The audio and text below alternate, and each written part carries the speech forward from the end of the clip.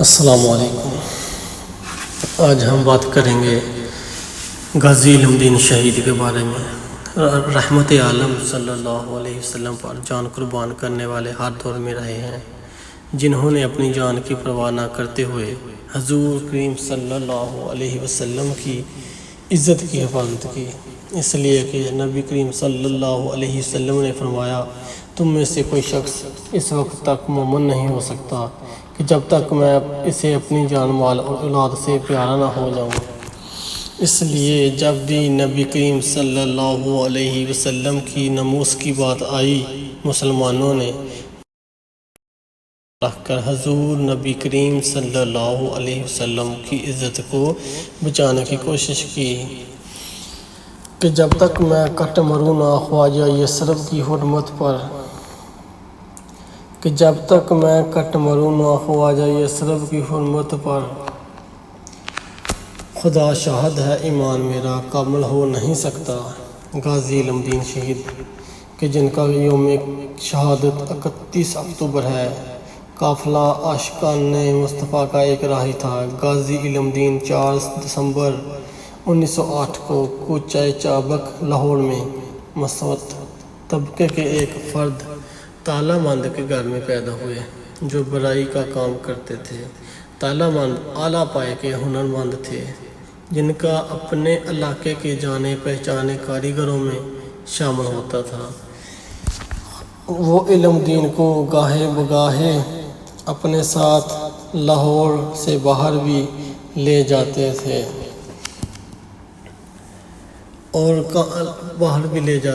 علم دین نے ابتدائی تعلیم اپنے محلے کے ایک مدرسے میں حاصل کی۔ تعلیم سے فراغت کے بعد آپ نے اپنا آبائی پیشہ کو ہی اختیار کیا اور اس فن میں ہی اپنے والد اور بھائی میاں محمد امین کی شاگردی اختیار کی۔ اس دوران لاہور کے ایک ناشر اشطان صفت راجپال نے نبی آخر زمان حضرت محمد مصطفیٰ صلی اللہ علیہ وسلم کی شان کی خلاف ایک کتاب شائع کر کے کروڑوں مسلمانوں کے جذبات کو مجروح کیا، جس پر مسلمانوں میں سخت اضطراب پیدا ہوا۔ مسلمان رہنماؤں نے انگریز حکومت سے اس گستاخانہ کتاب کو ضبط کرانے اور ناشر کے خلاف کارروائی کا مطالبہ کیا۔ تو مجسٹریٹ نے ناشر راجپال کو صرف 6 ماہ قید کی سزا سنائی، جس کو ایک ہی اپیل میں جسٹس دلیپ سنگھ مسیح نے ختم کر دیا۔ انگریز حکومت کی ہٹ درمی کو دیکھ کر مسلمانوں نے متعدد جلسے جلوس منعقد کیے، مگر انگریز حکومت نے روایتی مسلم دشمنی کا ثبوت دیتے ہوئے دفعہ 144 نافذ کر کے الٹا مسلمان رہنماؤں کو ہی گرفتار کرنا شروع کر دیا۔ مسلمانوں میں یہ احساس بڑھنے لگا کہ حکومت وقت ملعون ناشر کو بچانے کی پالیسی پر عمل پیرا ہے۔ وہ جان گئے کہ اس ملعون کو کیفر کردار تک پہنچانے کے لیے ان کو خود ہی کچھ کرنا ہوگا۔ اسی دوران بہت سے لوگوں نے خود سے اس ملعون کو قتل کرنے کی کوشش کی، جن میں لاہور کے ایک غازی خدا بخش نے 24 ستمبر 1928 کو اس گستاخ کو اس کی دکان پر نشانہ بنایا، تاہم وہ خبیث بھاگ کر اپنی جان بچانے میں کامیاب ہو گیا۔ غازی خدا بخش کو گرفتاری کے بعد 7 سال کی سزا سنائی گئی۔ اسی طرح ایک اور مرد مجاہد گھر سے کفن باندھ کر نکلا، اور جو افغانستان کا ایک غازی عبدالعزیز تھا، جس نے لاہور آ کر اس شاتم رسول کی دکان کا رخ کیا، مگر یہ بدبخت دکان میں موجود نہیں تھا۔ اس کی جگہ اس کا دوست سوامی ستیاند جو موجود تھا۔ غازی عبدالعزیز نے غلط فہمی میں اسی کو ہی راجپال سمجھ کر ٹھکانے لگا دیا۔ غازی عبدالعزیز کو حکومت نے 14 سال کی سزا سنائی۔ راجپال اور ان 2 حملوں کے بعد نہایت خوفزدہ رہنے لگا۔ حکومت نے اس کی پشت پناہی کرتے ہوئے 2 ہندو سپاہی اور 1 سکھ حوالدار کو اس کی حفاظت پر معتمد کر دیا۔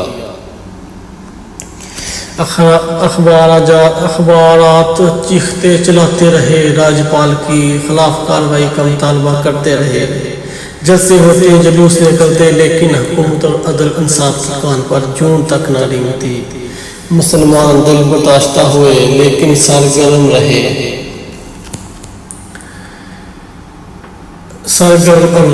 دلی دروازہ سیاسی سرگرمیوں کا رکھا تھا۔ یہاں سے جو آواز اٹھتی پورے ہندوستان میں گونج جاتی۔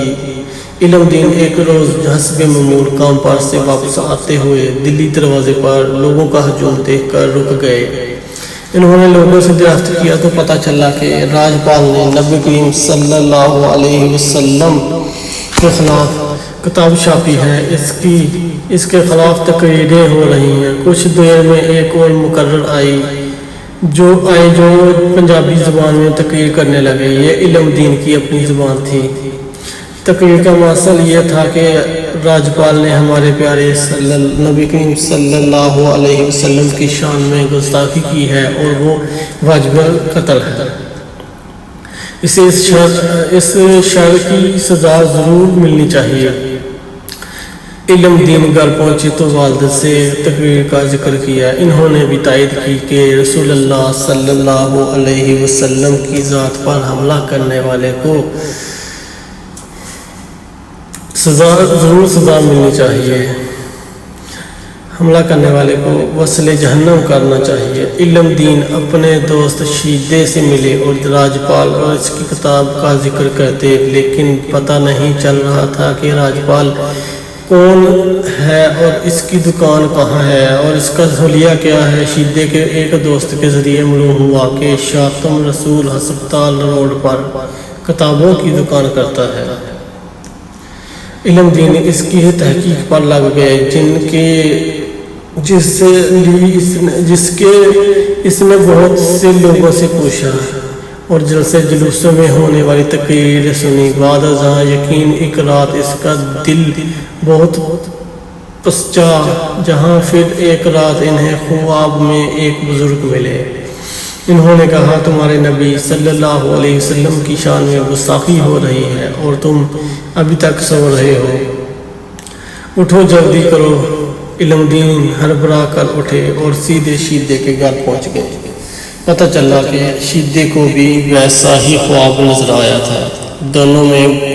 دونوں ہی کو بزرگ نے راجپال کا صفایا کرنے کو کہا۔ دونوں میں یہ بحث چلتی رہی کہ کون یہ کام کرے، کیونکہ دونوں ہی یہ کام کرنا چاہتے تھے۔ پھر قرآن دازی کے ذریعے دونوں نے فیصلہ کیا۔ 3 مرتبہ علم دین کے نام کی پرچی نکلی تو شیدے کو ہار ماننی ہی پڑی۔ علم دین ہی پھر شاطم رسول کا فیصلہ کرنے پر مامور ہوئے۔ چنانچہ غازی علم دین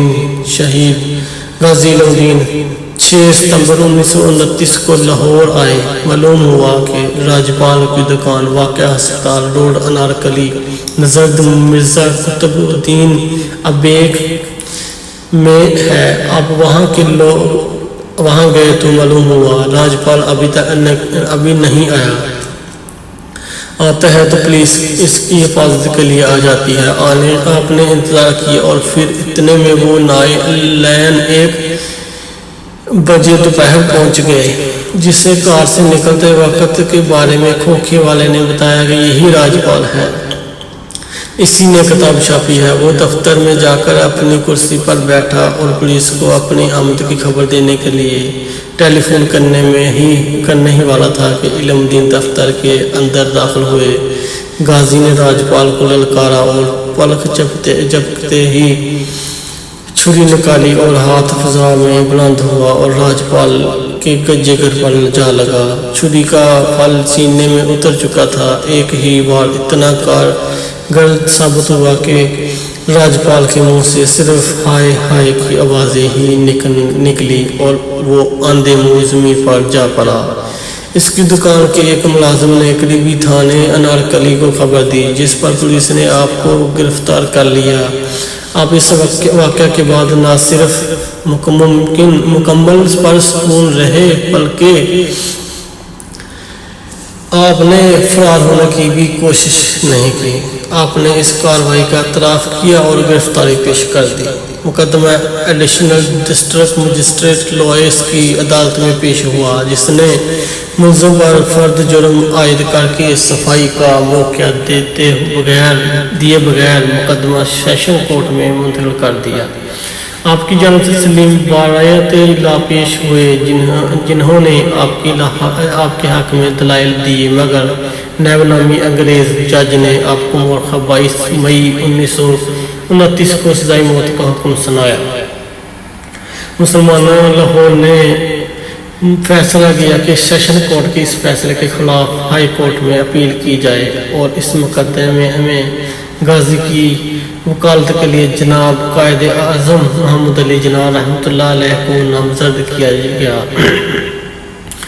چنانچہ محمد علی جناح رحمۃ اللہ علیہ ممبئی سے لاہور تشریف لائے، جن کی معاونت جناب فرخ حسین برسٹر نے کی۔ 7 جولائی 1929 کو غازی علم دین کو سزائے موت کا حکم سنایا گیا، جسے اپیل کے بعد 15 جولائی 1929 کو ہائی کورٹ کے 2 ججوں نے بھی سیشن کورٹ کی سزا کو بحال رکھا اور غازی کی اپیل خارج کر دی۔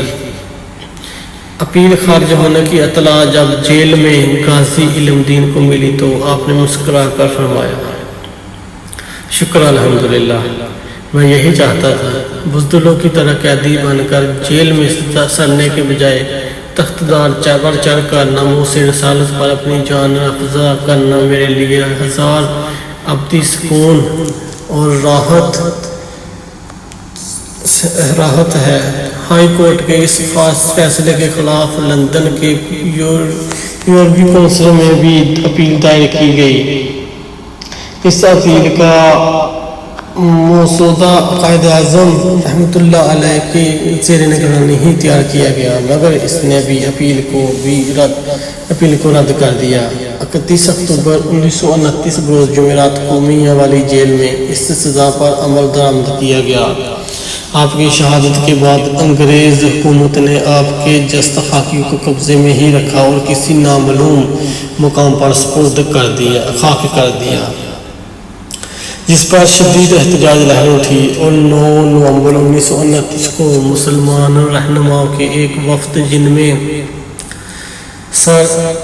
شاعر مشرف علامہ محمد اقبال رحمۃ اللہ علیہ، سر محمد شفیع، مولانا عبدالعزیز، مولانا ظفر علی خان، سر فضل حسین، خلیفہ شجاع میاں امیر الدین، مولانا غلام محی الدین قصوری صاحبان شامل تھے، نے گورنر پنجاب سے ملاقات کی اور جسد خاکی کی حوالگی کا مطالبہ کیا۔ گورنر نے شرط عائد کی کہ اگر مذکور رہنما پر امن و تدفین کی ذمہ داری اور کسی گڑبڑ کے نہ ہونے کی یقین دہانی کرائے تو جسد خاکی مسلمانوں کے حوالے کیا جا سکتا ہے۔ مذکورہ وفد نے یہ شرط منظور کر لی۔ 13 نومبر 1929 کو مسلمانوں کا ایک وفد سید مرتب علی شاہ اور مجسٹریٹ مرزا مہدی حسن کی قیادت میں میاں والی روانہ ہوئے اور دوسرے روز جسد خاکی وصول کر لیا۔ موقع پر موجود لوگوں کا بیان ہے کہ 2 ہفتے گزر گئے، باوجود جسد خاکی بالکل تازہ تھا، جیسے ابھی دفن کیا گیا ہو، جیسے چہرے پر خوبصورتی اور ہونٹوں پر مسکراہٹ تھی۔ محکمہ ریلوے نے یہ جسد خاکی 15 نومبر 1929 کو لاہور چھاؤنی میں 2 مسلمان رہنماؤں محمد علامہ اقبال رحمۃ اللہ علیہ اور سر محمد شفیع صاحبان کے حوالے کیا۔ غازی علم دین شہید رحمۃ اللہ علیہ کا جنازہ لاہور کی تاریخ کے بڑے جنازوں میں سے بڑا جنازہ تھا۔ جنازے کا جلوس تقریباً 5.5 میل لمبا تھا۔ جناب محترم غازی علم دین شہید کی نماز جنازہ قاری شمس الدین خطیب مسجد وزیر خان نے پڑھائی اور مولانا دیدار شاہ اور علامہ اقبال رحمۃ اللہ علیہ نے غازی علم دین شہید کو اپنے ہاتھوں سے قبر میں اتارا۔ اس موقع پر علامہ اقبال رحمۃ اللہ نے وہ مشہور قول فرمایا، یہ لاہوروں کا لڑکا ہم پسا پر لکھوں سے بازی لے گیا۔ لوگوں نے عقیدت میں اتنے پھول نشاور کیے کہ میت اس میں چھپ گئی اور بہاولپور روڈ کے کنارے میاں والی قبرستان میں آپ کو دفن کیا گیا۔ خدا حافظ۔